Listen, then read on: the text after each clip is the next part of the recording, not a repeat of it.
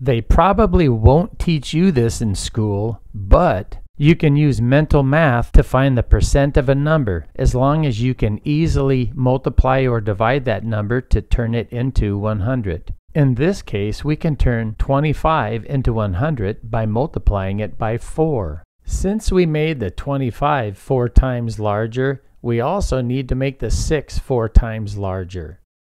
Using mental math, we easily figured out that 6 is 24% of 25. Let's quickly do another one using the same mental math strategy.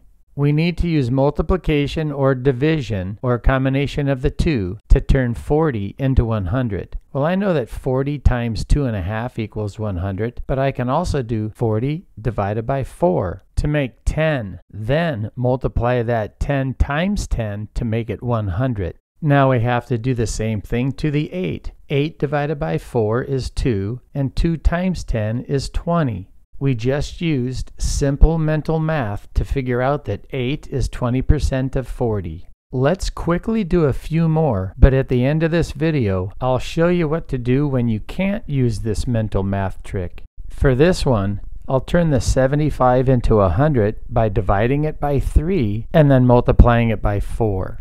And I have to do the same thing to the 9. 9 divided by 3 and multiply it by 4. 9 is 12% of 75. Quick, here's another one.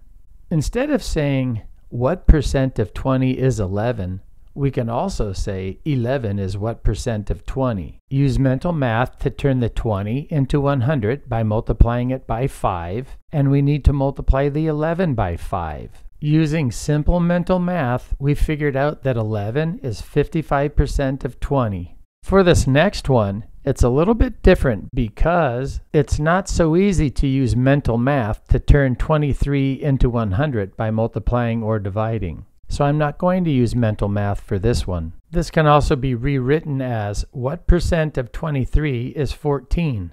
What percent can be written as a question mark over 100?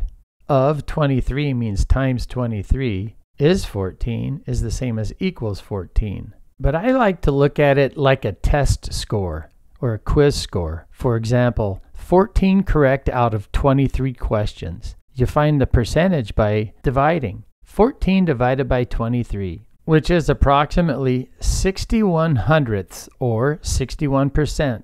14 is approximately 61% of 23.